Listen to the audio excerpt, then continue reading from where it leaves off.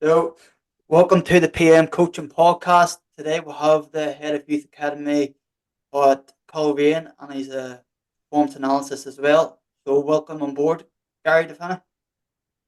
Thank you. Thanks for having us. Looking forward to getting into some of the topics you've got. They're quite interesting to speak about.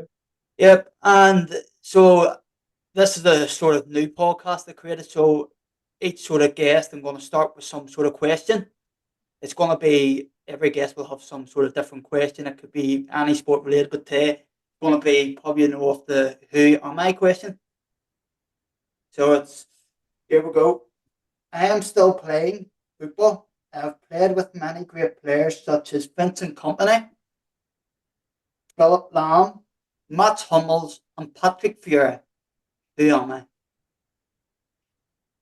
Quite a mix of players, that isn't it? Yeah.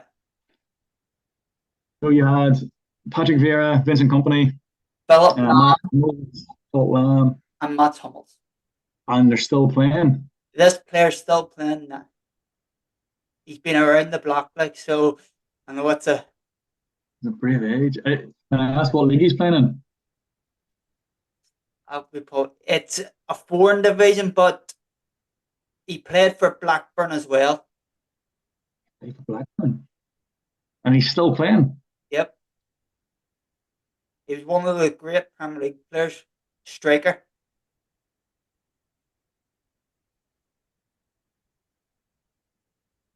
Right. I know you've got me. I'm going strikers that I can think of for obviously Shearer, but he's retired. Rocky Santa Cruz. There's another If one. that's him. That's him. You got it. You got him. He's not still playing, is he? He's still around 42, 43 years of age. He played with Company and Vieira around 2009, 2011. And then he played with Philip Lamb and Matt Hummels in 2005 and 2007. So, and this boy's still going ahead. He's been at Malaga and stuff, but I think when the YouTube, because I seen him on the Premier League years when they come on the TV, he came up, and then I done a bit of research and went, he played with Company and then played Philip Lamb, and I'm going, that's a good sort of brain tickler. If you didn't say Blackburn, I wouldn't have got it. Yeah, that was the clue. So let's start off with topic one. So the recent article in December, Belfast Telegraph, the ex-Cliftonville player, and now he's the head of Youth Academy at Cliftonville. He says, youth football have structure in Northern Ireland needs improved. Kids deserve a lot better, according to Mark Smith. That was a recent article in December 2023. But the thing what I'm intrigued about is a lot of people over the last 2 years said it has been a bit improved, but then this is a head of an academy said it needs a lot better. What's your thoughts on this, Gary? I tend to agree with Mark. It's difficult to really judge what improvement actually means in the short term because things like this are long-term projects. When you look at developing players, it's not just the 1 or 2 years. You're seeing it over the 4, 5, 6, 7, and longer. But when I was thinking about the question, done a bit of research and my own thoughts, and I thought, well, let's shine a light on what improvements actually have been made in Northern Ireland first, and then we can look at what other improvements possibly could be made. So I've got a few things. I used to work with the Lisburn Youth League a number of years back, and last year, I think it might have been the year before, they've just created an under 13s 11-a-side in smaller pitches with smaller goals. Yeah. So for obviously teams who think that they need that extra time at 11-a-side before they go on to the full-size pitch with full-size goals, they can avail of that, which has been a massive improvement. You've got what Crusaders are currently doing on Sunday right now with their 3v3 multi-goal under 6 games, which following on Facebook, there's 10 teams on it on Facebook, looks to be a great success already. Some great work happening there. Of course, the IFA are doing their review of their strategy and youth structures in Northern Ireland right now. I think they aim to get 40,000 people involved in that process, which has never been done before, which I think is positive. And I know they've been piloting 3v3 and multi-goal formats as well. You've got Hillsborough Boys Junior Football Club, who have their own indoor facility, which is 3 5-side pitches, so kids playing smaller pitches will obviously increase intensity of sessions and more touches in the ball. So those are a few things that I thought of, just off the top of my head when I seen that topic come through. But Yeah. And just put in there I've seen the recent development of the crews and the likes of these pitches in the new academy down there, Crusaders. But when I was looking at this question, what I came up with when I went heard before the Mark Smith article came out, and then I got a topic of the David Healy on the BBC on 10th of September 2023. So that's September. He says the system needs changed if more people, local born, are to break through to the NI first team. Because he says the team started versus Astana. There was only 7 qualified through the eligibility rule. The other 4 weren't. Yeah, so I think that's. You have 7 that qualified through the eligibility rule, and then you have 4 which aren't. So the 4 which went with Trey Hoon, Conor McManaman, Johnny Evans, and Paddock McNair. So he's going off that there needs to be more local to get into that sort of team, because they got put out by Kazakhstan in the end, which it felt a bit of heartbreak that you would think that the NI team would beat them, because Kazakhstan are around 104th in the standings, and like you see all these players are coming in, which with the eligibility rule and not local born, which is quite outstanding. I know like the pitches and all need to be improved, but like there's good players here. Why are they not going into that team? Well, I think you have to go back further than that. I think you have to go back further to whenever small-sided games were introduced into the country. Because I said previously, this is a long-term project, and I totally get what David is saying. But what we have here at the minute is we have an excessive amount of young players going across the water over the last number of years. Obviously from our own club, Patrick Kelly, but you've got Callum Marshall who's over there. You've got obviously Trey Hume who's went across. You've got young Burnside and Beattie from Linfield is going across, I think, to Aston Villa this year. Burnside's away to Rangers. Ian McClure's away to Rangers. And I could rhyme more off the top of my head. There's a lot more going across because the talent base here is growing, but that talent base is growing because of the investment was put in the game 10, 15 years ago. And it'll be the same now.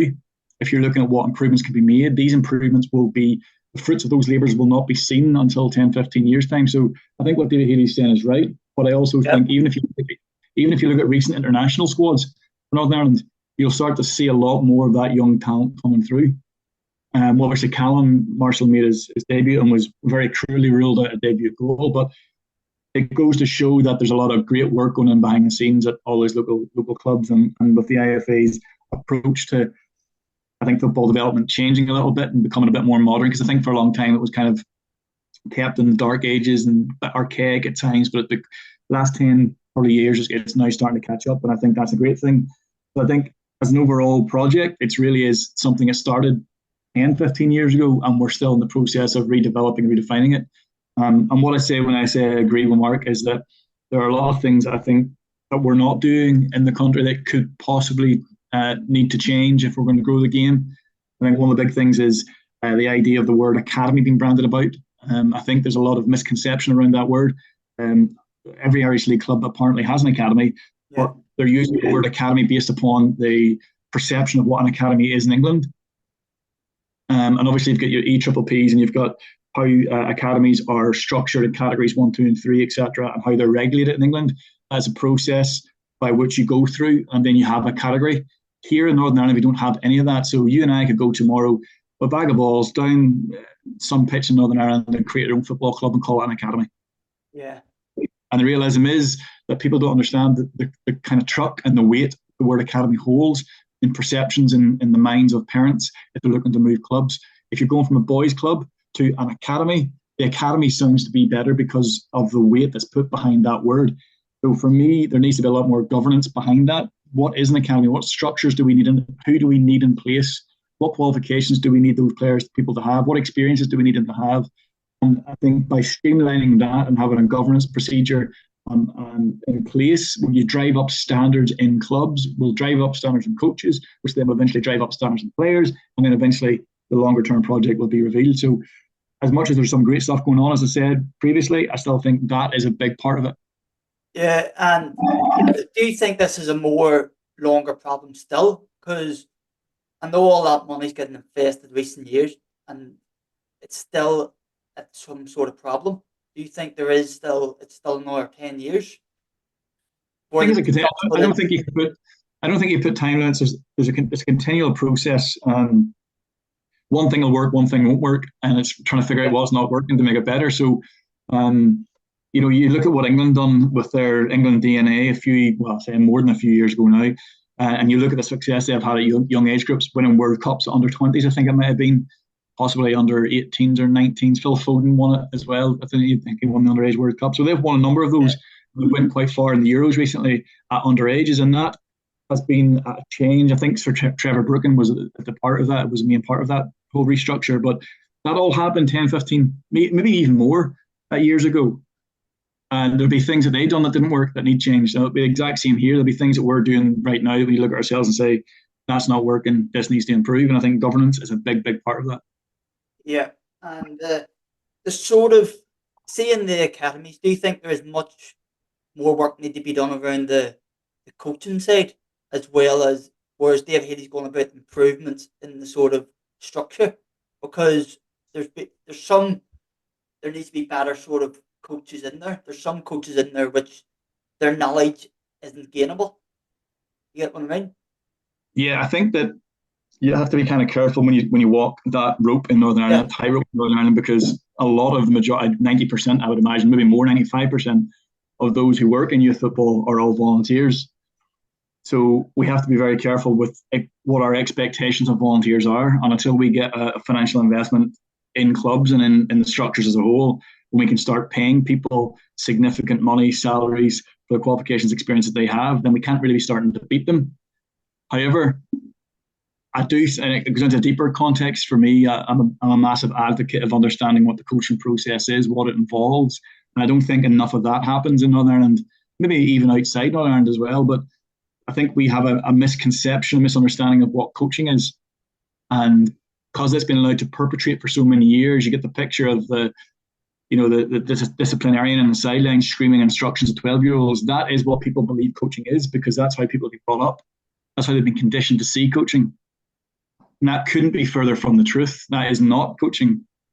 So when you talk about what's good, when you talk about bad coaches, good coaches, and trying to improve coaching, I think we have to first of all understand what coaching is before we can start to build back up again. And I think what the IFA have done recently with their reviews of their coaching licenses, I think that'll work. I mean, their national coaching certificate, which is their level 1, they've revamped that recently. Would have taken out formative assessments and have put in reflective practices, which puts less pressure on coaches, particularly volunteer coaches who may not be experienced. There's less pressure on them to have to go and perform in an assessment type environment, and it allows more of a reflective area where they can sit down and say, "I've done this right, I didn't do that right, what do you think I can do better?" And it becomes a little bit more of a relaxed atmosphere to learn. And I think that's a massive thing they've done. And as I keep going back to the long-term project, I think eventually that will have an effect. Yeah. And this actually leads on the topic 2, because the sort of academy and the way the football and NI needs to be structured. The topic 2, which I have researched and looked into, is position too demanding with coaches and also in the football society now. What's your thoughts on this? You talk about possession in the game in terms of possession style football. The sort of the way possession people look at in the game now, it's got a more demanding from my own point of view, and within the football society, because the likes of, you've got, when you watch the Premier League compared to years ago, you've got majority of the Premier League teams now are looking to play from the back. You don't really see a Premier League team where years ago you would have like a Stoke long direct ball, and then local coaches are trying to look at the Premier League and say, I'm going to coach my team because I see the Brightons, the Bournemouths are playing like that, and then it doesn't really work out that sort of way. Whereas, as everyone knows in the coaching game, there's more than one way to football. But if more coaches are demanding the sort of precise and based, it's only if you have the sort of players, in my opinion. There's no way to, like, in the NFL league, not all of them play the same way. Like, there's no way to wrong. Like, if you have a big striker, you can hoof it up. Like, you get what I mean? So, like, some of the Premier League teams, the perfect sample is Burnley at the minute, and there's loads of reports are going, podcast or say company, why is he not adapted to the Premier League? He's continued the same way in the Premier League the way he did in the Championship, and it's hunted him out. They've performed not as great, but they're still playing it in the back where they've got caught out in the Premier League. And some of their players are not Premier League level, and that's my sort of view. I think if you break that one down into two different arguments, I think if you look at that and say, well, what is the benefit of possession style football at youth level? And then, as you rightly mentioned, how does that adapt, or how do managers adapt, or why don't they adapt to the use of it at senior level, elite level? So I think when you break it down, particularly into the youth level, you first of all have to ask what the reasoning for playing possession football is. Why do you want to play possession-based football at youth level? Why do you want 12-year-olds, even younger than that, playing out from the back? And I think it comes back to this all happened in the 1970s with the Dutch. This isn't new. Football goes in circles. In cycles. When Mourinho was in, it was always sitting, getting behind the ball, parking the bus, etc., and copying that style. And that probably had an effect somewhere along culturally, because these people are put up on pedestals and shown as sort of being the experts in how to do this. So why wouldn't youth football coaches think that's how it's done? But getting back to my original point, so when you break down possession, you're thinking of what is possession? Why am I doing it? Particularly at youth level, what are the benefits to the players? Well, first and foremost, of course, the longer you have the ball, the more you can do with it, right? The less opposition, the less chance they have of scoring, the more chance you have of scoring. But also comes back to touches of the football will make a player better. They'll make their skill perception better. They'll make their skill execution better. If you've decided that at youth level you're going to play out from the back, you have to be prepared to understand that you're going to probably concede more than you'll be successful and playing out from the back, and you're going to be playing with that risk. And that teaches kids how to play with risk. But then that comes back to our original point then at the very start about what is coaching. Yeah. Because if you want to play out from the back and you want possession style at youth level because it's been inspired by the Brightons and by the Cities and the Barstas and whoever else, then that's fair enough. But you've got to understand that it comes with a degree of risk to it, and that they're not many adults, they're not robots. They won't just, they won't drop into spaces the way Kyle Walker will. They won't sort of swivel on the turn the way De Bruyne will. You have to understand that. But I think at the end of the day, the possession style or possession-based football at youth level, and I'm probably going to cheese a lot of people off when I say this, but it's a must. It's a must, because we can't expect to develop our national team, as you were talking about, David Healy, purely by getting our strongest, tallest, most physical centre back, getting the ball off the keeper and sticking it 60 yards up the field just because we've got a strong, tall, physical centre forward. Because over the years, if he's 12 years old and he's a foot taller than the rest of them and can run, 100 metres in 2 seconds less than most of them, then he's going to be the person scoring all the goals at that age. But as maturity levels out, as they get older, will he then still be able to do that against someone who's of the same height, the same ability, and the same quickness as him now at 16 than he was at 12? It'll be different. He'll not be able to cope potentially if he's just been a so-called one-trick pony over the top, running behind, sticking. Do you know what I'm saying? So there's a lot of complexities with it. I do think that the way the Premier League, the teams in the Premier League and how they play will always have a massive input into the culture of football in this country, because there's so many people watch it. It's the most popular sport. So many people talk about it. So it's always going to be there and thereabouts. But I think from a youth football perspective, it's coaches looking at it and saying, well, what is the benefit of us doing this? And what impact will that eventually have in the long term? And then I think if you flip that up and you go to companies level, the Premier League, and you say, well, why isn't he adapting? Maybe it's a question of why. Maybe it's a question of not of why is he not adapting, but has he got the right personnel to do it? Because you can't just change them at youth level. You can't just put 11 players out in the pitch one week and then sack them off and get the next set of 12-year-olds in. Yeah. You know what I'm saying? But at his level, he can essentially buy these players in that fit the style that he wants to play with, the attributes that he wants to a certain degree. He'll not be as prevalent with money as obviously Man City might be, but he still will be able to control that situation somehow. Yeah, and another sort of point, do you think they look at the sort of the stats as well? Like to say that Man City's have the 70%, the Bayern Leverkusen have the 70%, and they go, I want my team to just keep passing the ball, whereas some risk, and as you said, they keep just playing it in the back. But as I see it, I like my team to play sort of play it in the right areas. Like without, you can still control possession by like 40%. Like, for example, the other day, Real Madrid in the Super Cup final won 4-1 with around 40% possession. Barcelona had 60. But Real Madrid, when they had the ball in the right moments, done the better. And that's where the point of this coaches, I get where at the more touches they have, you develop kids more. I get that point. But some coaches are like trying to just just keep the ball in the wrong areas, passing dilly-dally about with the trying to get forward more. Because the team at the minute, Chasetown, who I'm doing performance analysis with, like few of our games with the coach and I try and work out with, they're not making much forward passes.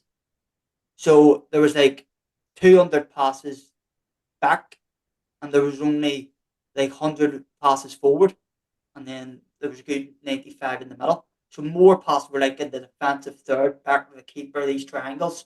Whereas you can move it 200 passes to the attack and only 100 in the defense. That's where the points come from. Coaches are trying to like get 10 passes at the back.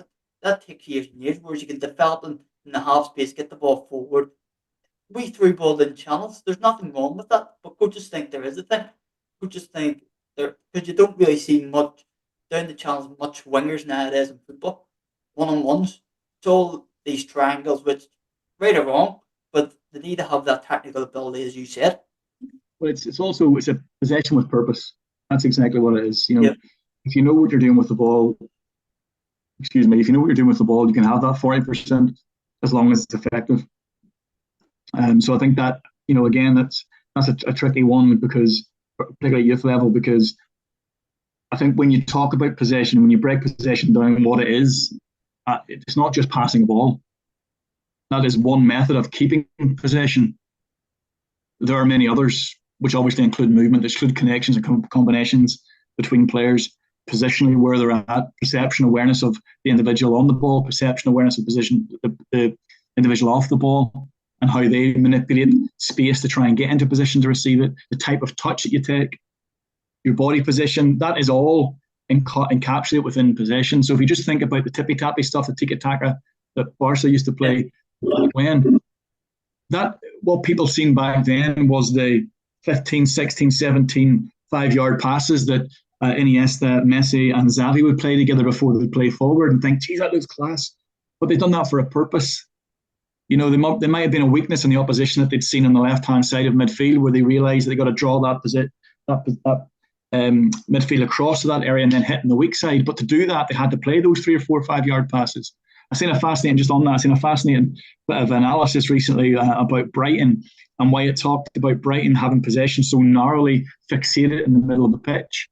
Whenever, for example, the ball would go in from the goalkeeper into the 6, and it might bounce back out into the right side centre back. And rather than the right side centre back playing the pass down the line to the fullback, which was the pass that was on, he'd play back into the 6, and the 6 would play to the left side centre back. And that movement would happen 3 or 4 possessions in a row. And what the analysis was talking about was that pass from the right side centre back to the right fullback is a 15, 20-yard pass.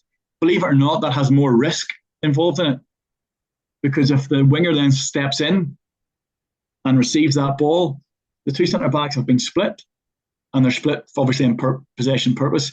And the fullback is out of possession. He attacks. It could be 2v2 or 2v1.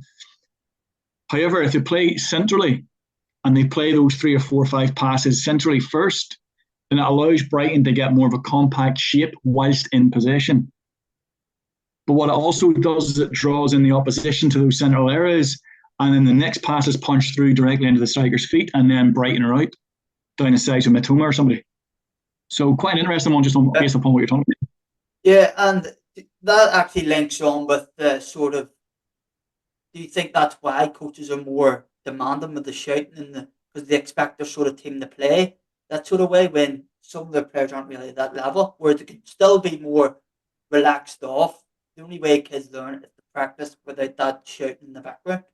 Do you think that's another factor, which coaches are more shouting because they expect these sort of what they're seeing on TV. They want to make it their sort of own. I want my team to make 15 passes go. I want my team to if we don't make five, then I get more agitated. And that's why the sort of the structure is getting a bit more mixed up. Whereas youth academies, because you know, recently there was like a young Aston Villa kid speaking to the youth academy coach, and then the dad came in with him, and then he was going, "Why didn't that shirt on when my kid was like made 10 missed passes in the midfield?" And the coach says, "Footballs have changed a lot now. We are told to not do that. That's at the Aston Villa academy. No, it's different here, but that's where I'm going. Like, if the Aston Villa academy can do it, then we can't. Like, the only way kids can improve it if he makes the 10 misplaced passes, that's the only way he's going to learn. Instead of like 10 misplaced, not the dad was saying, why did not share it on? That would make it worse. But I think that's why we're getting a bit more agitated here because coaches are expecting that. You get what I mean? It also comes back to my original point: is Yeah. what is coaching? What is coaching? Because what the Aston Villa coach was talking about, or the director was talking about, yes, it's okay to let them have their ability to free time to make those mistakes, but making mistakes won't necessarily allow you to learn the point that needs to be learned. There has to be constructive feedback somewhere along the line. And whether that is a questioning and answer, whether that's guided discovery, whether that's video analysis, whether that's a reflection piece based upon the player, there has to be some kind of form. But certainly the shouting on the pitch whenever the player's in the moment and performing the skill, he doesn't need any other, or she doesn't need any other interaction or any other distraction to take their mind off what they're physically doing. So I would be the one that would be in the sideline. I wouldn't say too much. I'd wait till the ball was dead or ball was the far side of the pitch, or done it before in games where players went down injured and have called over a centre back, or things like that. You pick your moments. I've heard it being described as offline coaching before, where you physically bring players out of the heat of the moment and you speak to them rather than stopping the game. If you're in a training session, for example, and you want to talk to your right winger because he's not doing what you think he should be doing, then don't stop the full session. Make your way around to his side of the pitch and let him step out for 2 minutes. Let the game go whilst you speak to him and then put him back in. Things like that. Frank does that at the Brentford manager. Usually see him with a big tactic board. When there's like a break, he calls them all over in the big tactic board in the sideline. That's a good example. But yeah, the point is that the sort of it's the only way to learn is when you adapt. And I've sort of adapted. The early days of my coaching, I was the sort of the shout. I'm no angel. Like I admit when I'm wrong. Like coaching's a learning curve. You learn when you go along. You research it. You do courses, and like my early days of coaching, I was shouting on and getting a bit more as but since I came to uni and my later days, recently, I've stepped back and tried to be a bit more calmer. And that's the sort of what I'm getting on with. So the topic three, why can't PSG win the Champions League? Interesting. I'm quite big into psychology, quite big into reading books about leadership and culture and how we create that environment in a club. And I think it comes down to mentality. 100% comes down to mentality. I read a book recently, in the middle of reading a book by Dan Carter called The Art of Winning, ex-rugby, All Black legend. And in that book, he talks about what does it take to become a great All Black? That's a question he asks himself every single morning when he got up for training, when he got up for a press conference, when he got up to do whatever it is he was doing. He wanted to do it as if he was a great All Black. And that had that feeling and that motivation in him to do whatever he had to do to become the very best. And that in that environment with the All Blacks, every single player was doing it because it was an environment that was created and it was an environment that was sustained, and that's obviously why they had so much success. So you have to think about and look at what PSG have, the money, the circus that follows them. I mean, if I don't know what their shirt sales are, but I'm pretty sure that connection they had with Nike Air and Jordan at that time, they had that badge on their chest. I'm sure that blew all out of proportions in terms of what they're bringing in. So they're almost like a marketing machine, not just quite for football club.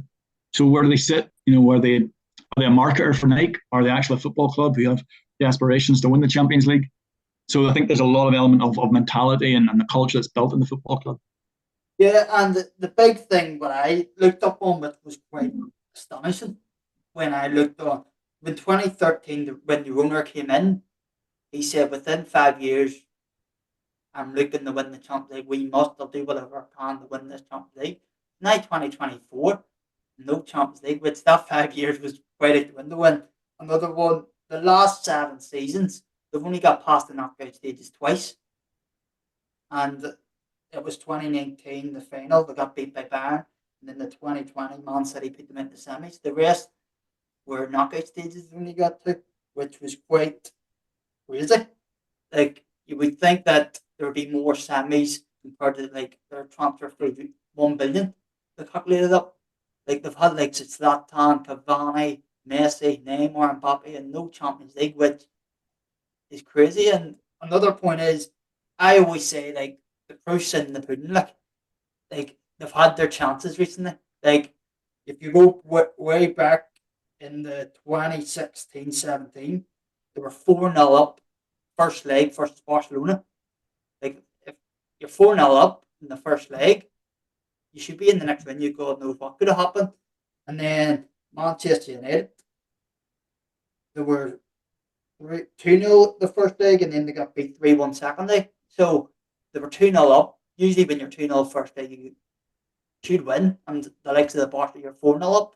So the them sort of games, and then the others were a bit tight, and then Real Madrid put them out the round 16, 2021. So the likes of that, they've had their chances when you're 4-0 up or 2-0 up. Like, you should still sort of put that forward through. It goes to show as well, like, you can't just throw the world's best players on the pitch and expect them to win. And their front three was Mbappe, Messi, and Neymar.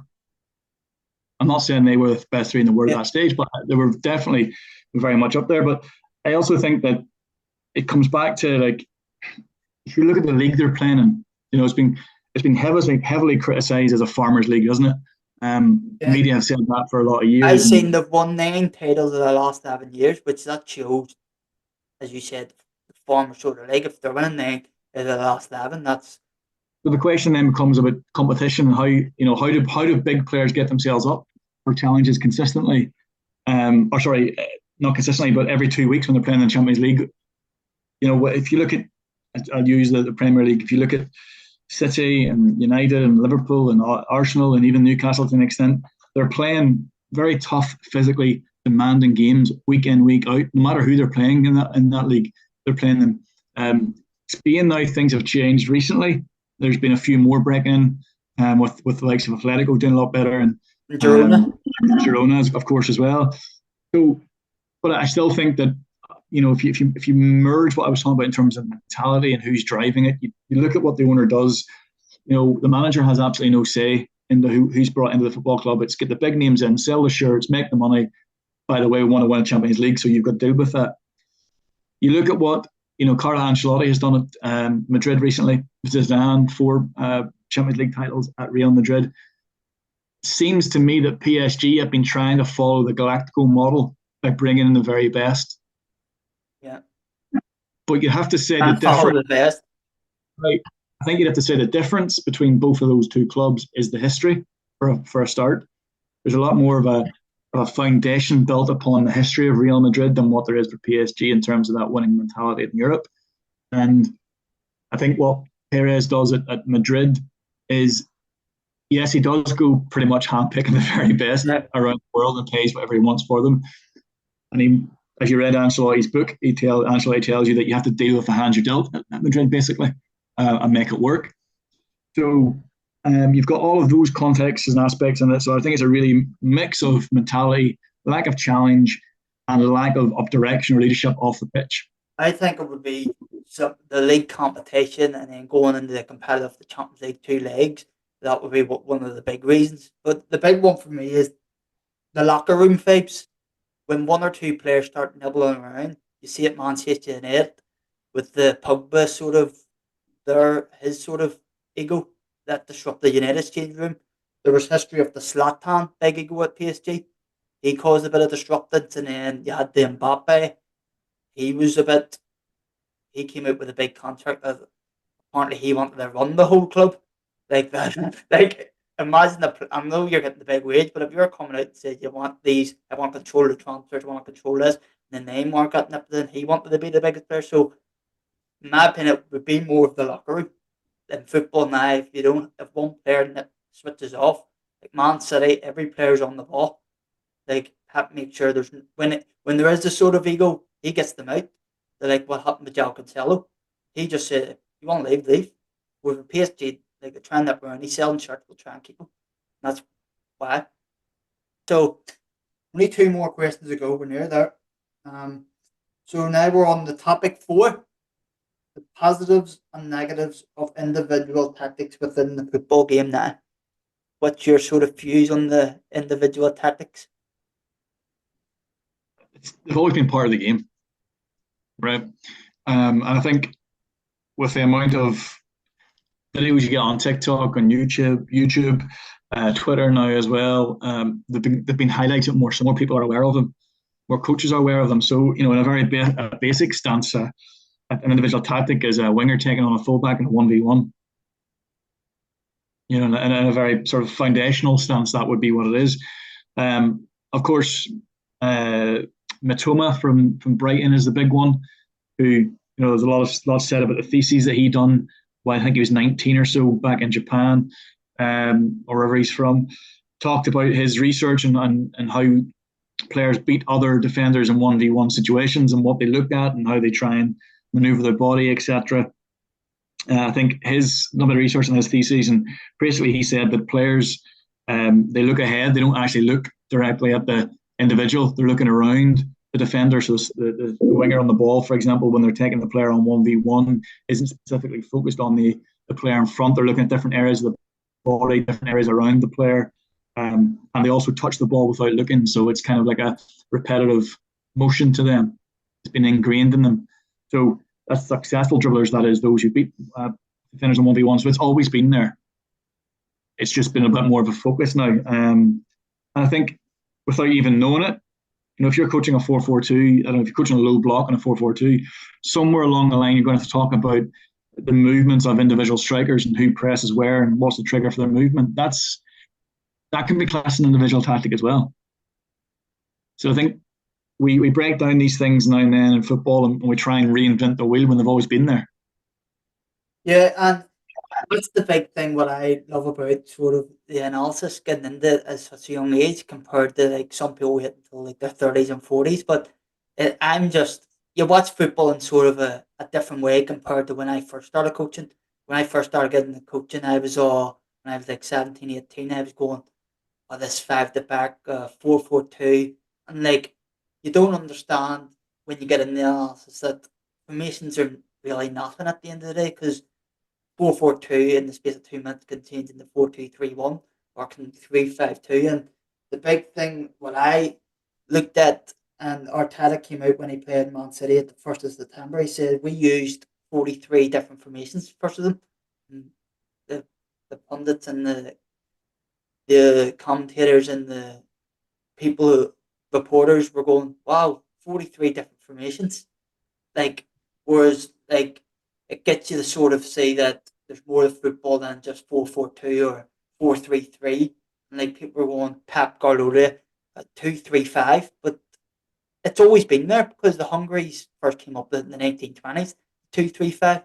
So it's nothing sort of new when you sort of deeper research into it, that these sort of formations, they're nothing new. Pep's doing nothing really new. The 2-3-5 was always there, greater than the likes of when you get in the analysis, which had phased a lot more people to do, even if your managers try and research more into it, because they'll take away that formation. Like when I'm watching football now, I don't even look at the formation, I look at the sort of positioning based on these sort of individual tactics, and like it would be interesting in the scouting in the future because it's sort of interesting the sort of deeper meaning behind the player. It's all about the player at the end of the day. the formations are sort of second and third. When you get them roles of the individual, it's key. And the sort of when I was researching during the week there, I seen that in 2020-2021 season, Neymar averaged around 14.09 dribbles per game, which shows you that's still under 50% success rate. And that we link in that there's still improvement at the highest level with Neymar, because he was averaging 14.09, under 50% dribbles per game. And that's how deeper, meaning you can get into sort of individual sort of positivity that he needs improved in the sort of dribble per game, or can be shots per game if it's under 50% and stuff like that. And that's the detail which improvement for people out there who will be watching I think podcast. When you look at individual tactics, so as I said, I give an example of a 4-4-2 low block, you talk about your center forwards, or it could be a winger. You really are talking about the player's ability to perceive, to make a decision, and then execute. That's the 3 steps of it, really.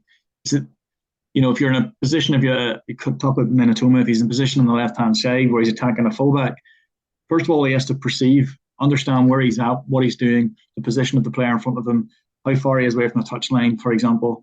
These calculations will be running in his head consistently, or he could be recalling previous memories of similar situations, and the brain's very good at filling in gaps. In memory, it's very good at telling you where it thinks you should be going based upon previous experience. So when he's in that situation, he's taking on a 1v1 of a fullback, his perception is massive. Then he has to make a decision as to what to do with that information, whether he drops the shoulder, goes left, goes right, puts it through his legs, plays a 1-2, whatever it is he may do. And that decision will be based upon the information he's received, but then also will be based upon the efficacy of his ability to draw information, make meaning of that information, and then put a decision in place. Does that make sense? Yeah. And then to be able to execute it is a different step altogether. So when you talk about individuals and talk about individual tactics, they're all different and dependent upon the individual in that situation. That much, I think, is obvious. Have you ever come across the idea of ecological dynamics? No. So ecological dynamics kind of suggests that there are a number of different things that will allow us to make decisions and to learn from them. All right, it's kind of coming from skill development and learning as well. So there's this idea of individual affordance. And individual affordance is essentially an opportunity for action. So you and I are into this exact same situation. Yeah. Ball on the left side, looking to beat the fullback. You've got the ball in one scenario and I've got the ball in the other scenario. What you see and do with the ball and how you process that information will be different to what I do, see and process that information. Right? Because we will both see different opportunities for action. You might see the fact that the fullback is 2 yards off the touchline and that's where the space is. So I drop my shoulder right, bring him right, create the space left and go past him. I might decide that his front foot is his weak foot, so I'm going to attack it and go inside. We both might get success out of it, but to the person watching, it's 2 different outcomes. Because one on the left-hand side, one I take it down the inside. But it's all down to the player at the end of the day, isn't it? It's all basically down to what that sort of player gets trained and what they're sort of, because each player, as you said, have their different ways. Like the likes of. We'll put it like this. There's a YouTube video on YouTube, I should say, of the Barcelona squad a number of years back going through an airport. And I think in the video there's PK, there's Messi, and there's Xavi or Iniesta, one of the two of them. And they're walking towards like a security railing. And Suarez in it. Messi goes under and through the railing. Suarez goes over it and PK walks around it. All 3 of them were encountering the same problem. They had the same problem to navigate around the security barrier, and all 3 of them took 3 separate solutions, but all were successful solutions. That's what individual dynamics is. And that's why it's important that coaches understand that the way one player overcomes a problem and the way another player overcomes a problem, if they're both successful, it's great. There's not one way of doing it and one wrong way of doing it. If they both get a successful outcome, they both perceive the situation differently, they both made a decision differently, and they both execute differently, but the outcome's been the same in terms of the success they've had. So that's why it irks me when you see players, coaches trying to teach players how to do the step over or the scissors within inches of a demonstration. You have to do a full circle around the ball. You have to drop your left shoulder this deep. You have to over-exaggerate the movements. No, you don't. There's no have-tos about it. If the player perceives in that moment that he drops his shoulder to the right and then flicks his foot over the top of the ball and is successful, who cares if the foot does a full circle around the ball? It is irrelevant. So that's a part of skill development, obviously, but it's part of individual tactics as well. You get a centre back, for example, who's based on a 1v1 situation, a breakaway maybe from a corner, and does he dive in and try and win the ball, or does he hold off and jockey and allow his teammates to get back? Does he change side to try and force the striker outside? Does he change side to try and force the striker inside? What decision does he make? How does he then encapsulate all of that information and then make a decision based upon it? And when you think about what ecological dynamics says, there's a lot of different factors. There's 5 different factors. In fact, individual factors is a big one. So that's in terms of your psyche, your sex, your age, your experience. Will obviously have an outcome and decision you make.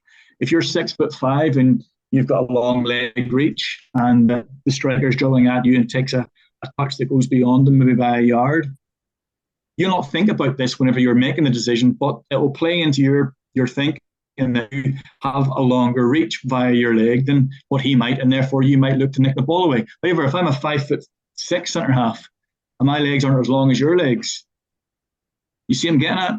I might decide to jockey in that moment in time, not try and win the ball. So the individual factor comes into it. Interpersonal comes into it as well, in terms of the social network and the social groups that you've been growing up in and the environment that you're in as a young kid. The Italians will try and tell you that when you, at a young age, when you defend, you don't dive in, you don't try and go to ground, you try and stay on your feet as long as possible. If you were brought up in the 1980s in England, you want to smash players, you want to hit those tackles, you want to put them over the sidelines. You know what I mean? So that all plays a part into it. The background kind of falls in the whole nature versus nurture argument as well. One of the examples that it gives you in ecological dynamics and talks about individual affordances is if you and I both lived in the same housing estate, right? And we both lived in a housing tower block, and you lived in the bottom floor and I lived in the very top floor, and say there was 20 floors. We both had a football. Which two of us would have better access to space to allow us to play football? You in the bottom floor or me 20 floors up? You bottom floor? You in the bottom floor, because you walk outside your front door and you've got ground or you've got grass, you can play on it. It's more of an effort for me to come down. Have too much access. The person at the top won't have much access. Right. So it's more of an effort for me to come down 20 floors to do what I have to do than it would be to you. So there's an environmental constraint potentially put on players in that moment. But we don't seem to think about that when we look at those individual aspects of player development, and particularly when it comes to individual tactics as well. Well, it's right in terms of there are factors in the stuff like that.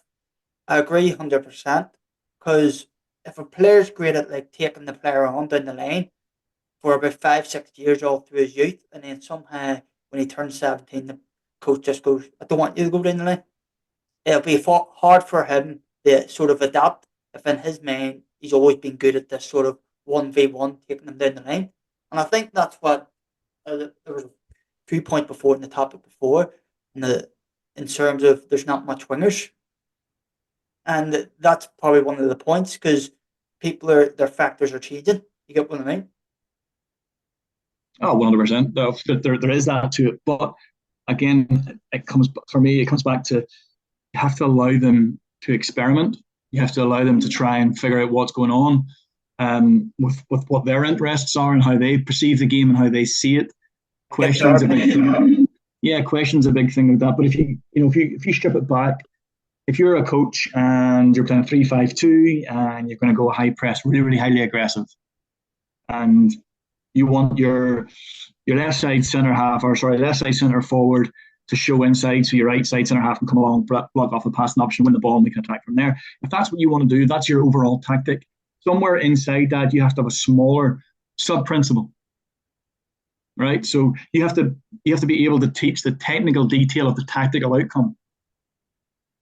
here's the overall tactic. We want to press high and aggressive. The technical aspect of that is left side centre forward, you're going to show them inside. Right side centre forward, you're going to come across and break the passing lane, and we're going to nick the ball. The very end part of that is where the individual comes in. That's the sub principle element. So that's the element where it's purely concerned with the ability of the individual to do the task. And when you think about that in the greater scheme of things, you look at the Liverpools of maybe 2, 3, 4 years ago when they were winning league titles, and they were really, really known for their high aggressive press and how successful they were. If you think about the role that Mane played in that team, he would be the sub principal. Mane's sub principles in that element would have been down to the point of what are his technical abilities? Can he break play up? Yes. Can he find a pass? Yes. Well, he's going to be the person that's going to lead that press, or he's going to be the person that's going to be doing the intercepting for me in that system. It might be Bobby Firmino who's in front of him that shows the defender to go left, and then Mane's going to step in. There's no point having Firmino doing that job because he's not as technically good as what Mane is. So when you talk about the overall aspect of tactical and you break it down, it does become football does become an individual game. You know, we talk about it. Yeah, you talk about it. There's that old adage that, you know, you win your battles. There's 11 battles in the football pitch and you win your battles. You know, that is true to an extent, right? Yeah. But we dismiss it because it's old talk, it's old school. It's you have to win. Because people, like when they watch a football match, too focus on the team. But then when you look into, there's a lot more. Because for certain goals, why did that person drift inside, like a forward run, and the ball over the top? Why did he make that cut inside run? Like Matoma does it, the inside run, the ball over the top. Or like people look at the sub principle with Messi, for example. Why does he walk around the pitch? Because he used to it all through his Barca days, and he gets the ball, switches play, gets it back, and then go. His sort of sub principle would be that he's standing about for the right moments, always scanning. Scanning's a big sort of one. Because if kids are just watching Messi, he danders about, but he danders while scanning. That's the big one. If you want to copy sort of Messi, then you need to do it right. Kids like, I see Messi wants to get in 6, 7 pairs. He does it after scanning. He gets the ball received, skins the player, switches it, gets to the game, then goes. Plenty of goals like that. And that's a big sort of one. But it's the sort of principles between that, which goes above the team. Like the team, if you want to press, you need to have these sub principles, as you said, within them. Like if you're gonna park the bus, but if you don't have them sub principles who are used to park the bus or don't know what's going on, that would be the sort of negative for me. You do with the team, and then you look at your players, and then you work between that. Yeah, the team is as strong as its individual parts, and the way it was described to me was, the strength of a chain is based upon the strength of the links within the chain, right? So you've got a metal chain. Chain's not going to be pretty much useful to you if each link within that is weak. It's going to break apart essentially. So the full overall strength of that chain is dependent upon the strength of the connections in each individual link, and that's exactly the same in the game. I think when you go to the negative element of it, there is that, because you can focus, you potentially could focus too much on it. And I think it could be detrimental to youth football, based upon what I talked about earlier on in terms of that strong, physical, tall centre forward who you lump the ball up to and you run. You could eventually design that or define that as an individual tactic. But if that is allowed to perpetrate for too long, then it will be detrimental to the development of that player and potentially the team that they play in. So it's a weighing up process, but I think that if coaches view the game purely as its whole and forget about the individual in terms of the roles within systems or whatever you're looking at, you're going to be at a worse place than what you would be if you accepted that we have to teach individuals within a team sport. Yeah, that's fully 100%. And sort of like coaches need to look at the sort of full team from the keeper, the right back, left back, instead of just going, we'll have a good striker, then the rest of the team, they're all right, but they're just focusing on that great striker. That's a good sort of point. Instead of looking at the whole team, have this good striker, but she will counter attack instead of going full long ball up, sort of that sort of way.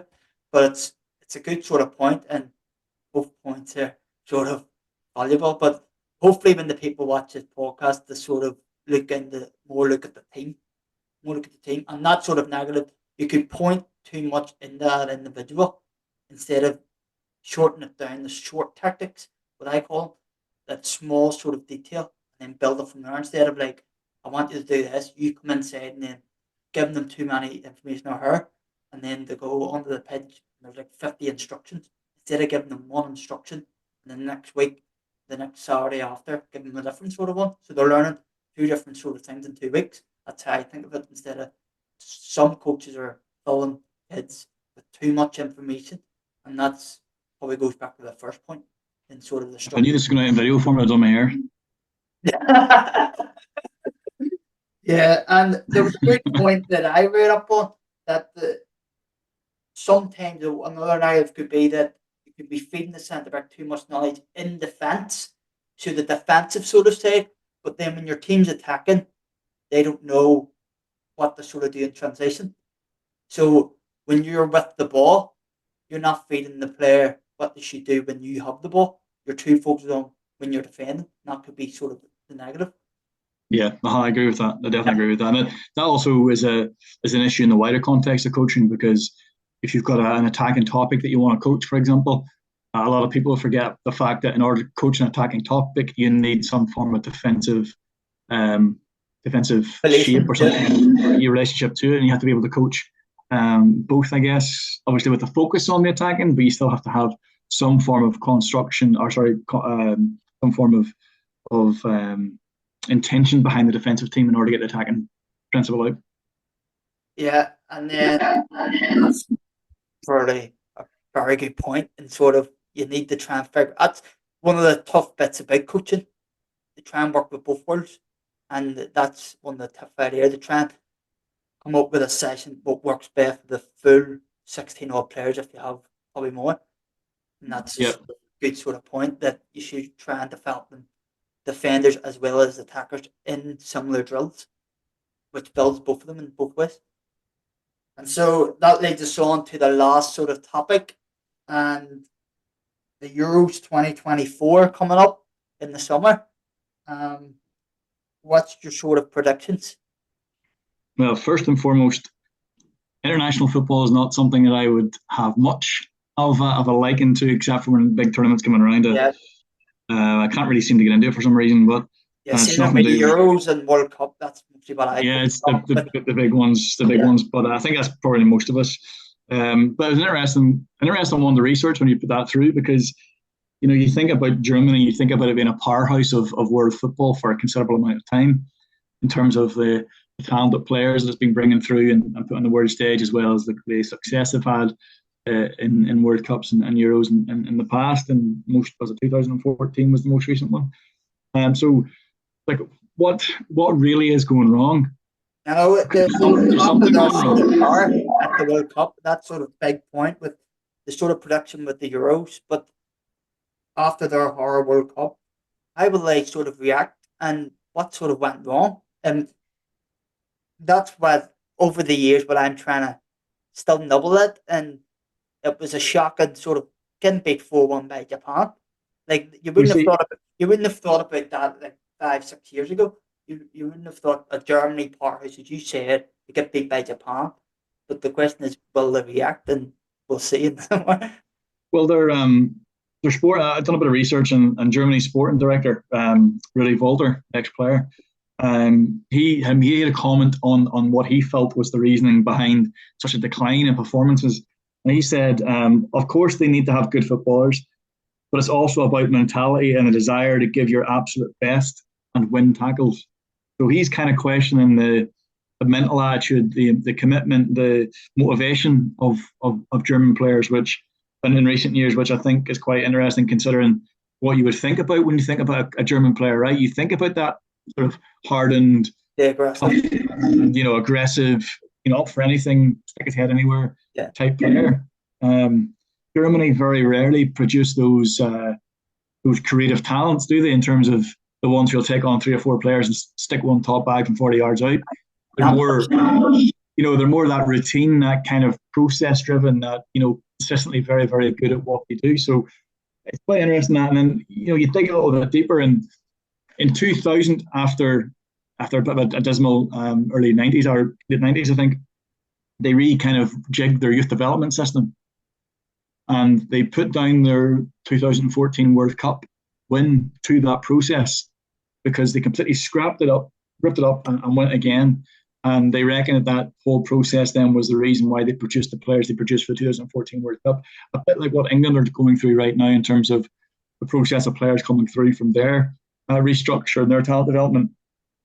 What I find interesting when I read about it was that they overhauled pretty much everything to do with youth football in Germany and development, and looked at the coaching structure. They looked at the game structure, how they were coaching players, contact time, parental information, areas in which games were played at, locality, the whole region, regionalized game centers and things. They looked at pretty much everything you can think about, and they restructured it. And obviously that gave them success. But in doing so, they actually made the game, or no, sorry, they didn't make the game. They actually put in more of an importance on early specialisation. And if anybody has done any research between early specialisation and diversification, they'll see diversification research in terms of players who play a number of different sports. Yeah. They have a more successful career going forward than those who specialise too early. But what they did do was to put that sort of emphasis on specialisation really, really early. And in 2020, there was a bit of research done. So there was 1.3 million players in Germany under the age of 14. When this research was done in 2020, there was only 400,000 of those who continued football on under 15 to under 18. So you're dropping about 900,000 players between the ages of 14 and that 15 to 18 age group, because the focus was purely put on specialisation, football. Other things came out of it was that the system that they done that back then was too competitive and was over demanding of the players. It reduced fun and creativity in players. It was very, very structured. You had to do this, like this, and pick a ball like this, and defend like this, and X, Y, and Z, and become too regimented. As a result of that, their under 21s finished bottom of the European group in 2023. Their under 20s failed to qualify in 2019 and 2023. Also, interestingly, there were fewer German players in the Bundesliga. So in 2010, 23% of all players in the Bundesliga were German. In 2020, only 6% were German. So as much as they were doing this fantastic redevelopment of their talent development programs and structures in 2000, and they won a World Cup, the long-term lasting effect of that has been detrimental to their performance going forward 24 years later, 10 years after they won the World Cup. I find that fascinating.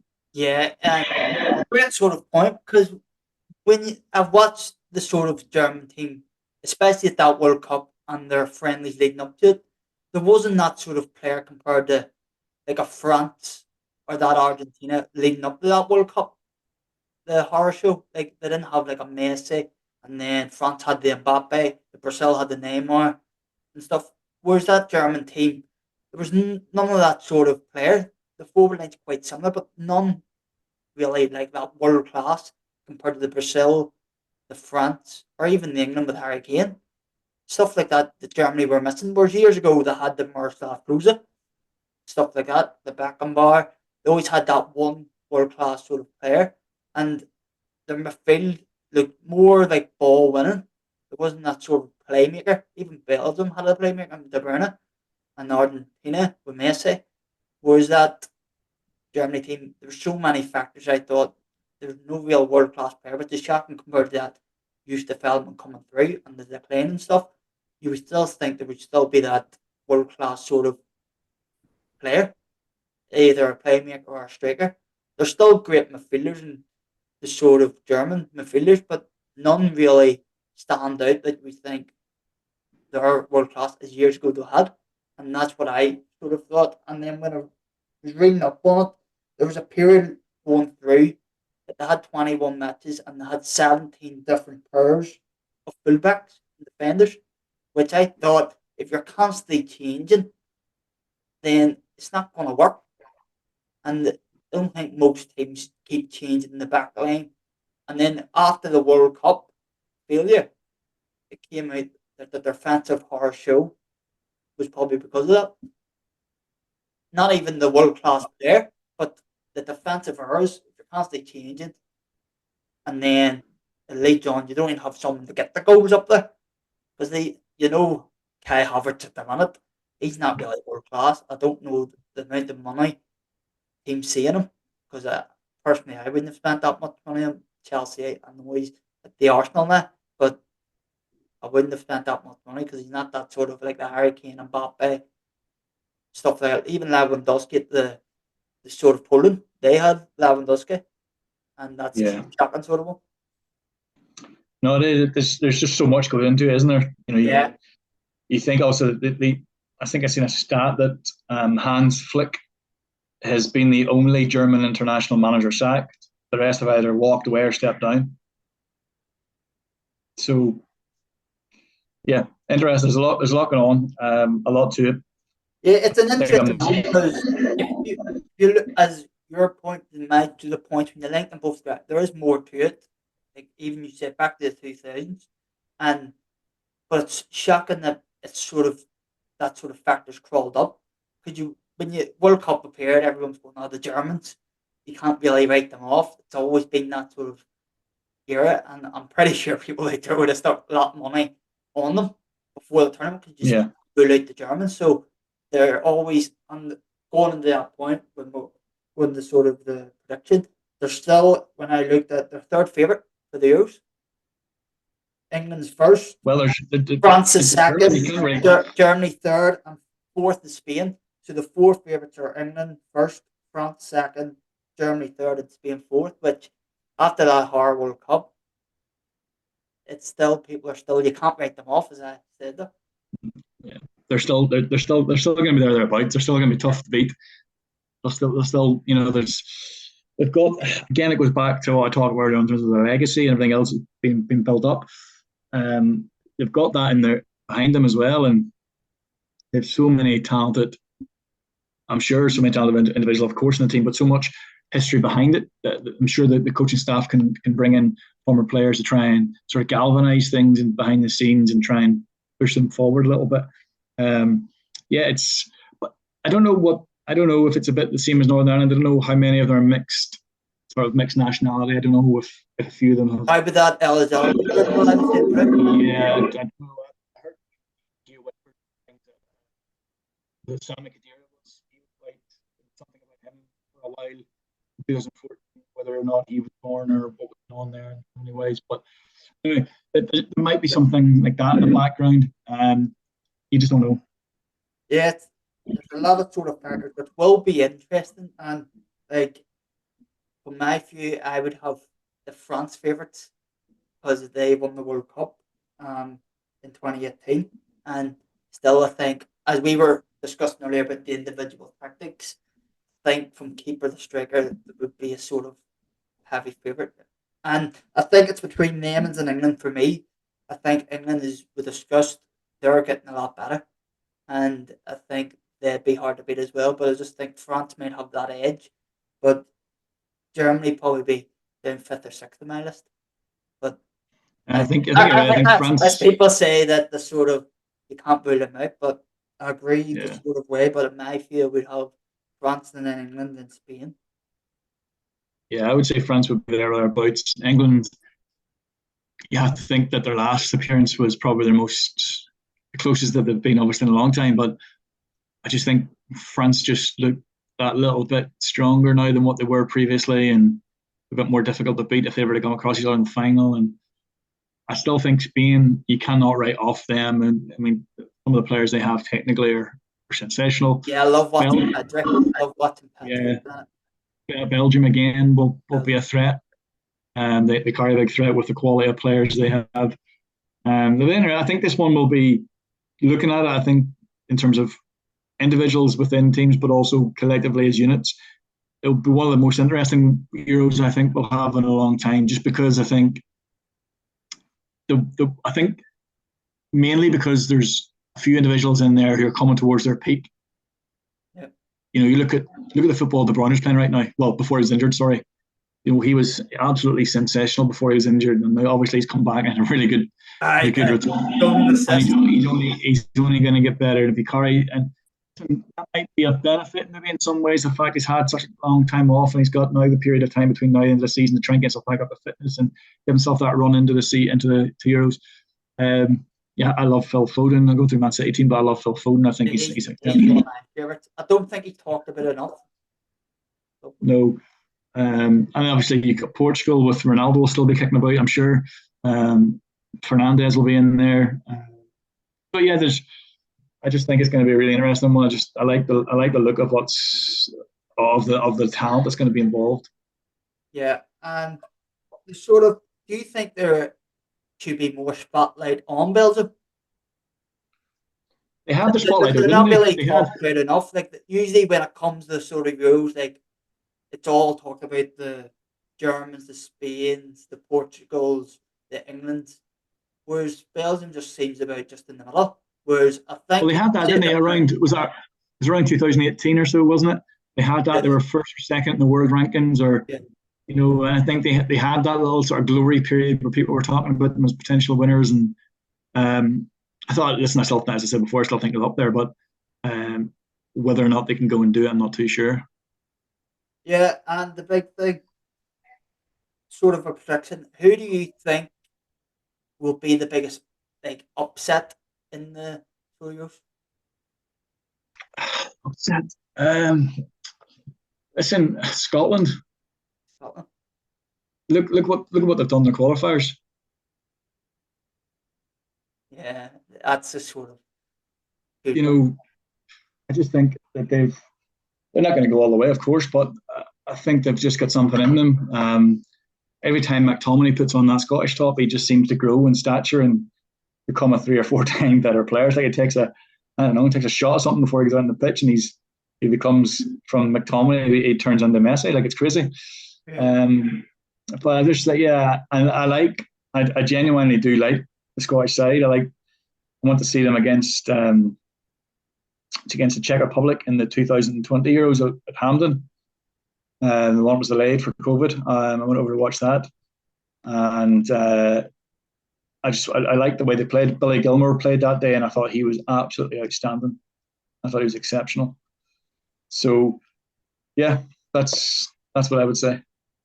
Yeah, it's sort of in between. Like I'm probably part of Scotland as well, because I like watching them as well, and the sort of, as you say, with Scott McTominay, and the sort of upset. I think there's a lot of sort of pressure on them to do a bit more.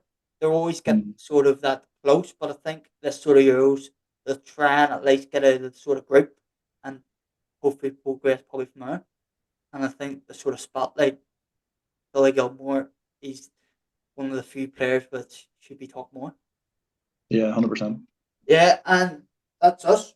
Thanks very much, Gary, for going on to the first episode of the PM Coaching Podcast. It was a really great discussion. Thank you for having me. I enjoyed it, and hopefully it goes well. And there's plenty more episodes. Yeah, there will, and hopefully there's a bit more, and there will be in the next coming weeks and months on the page. Perfect. Keep following.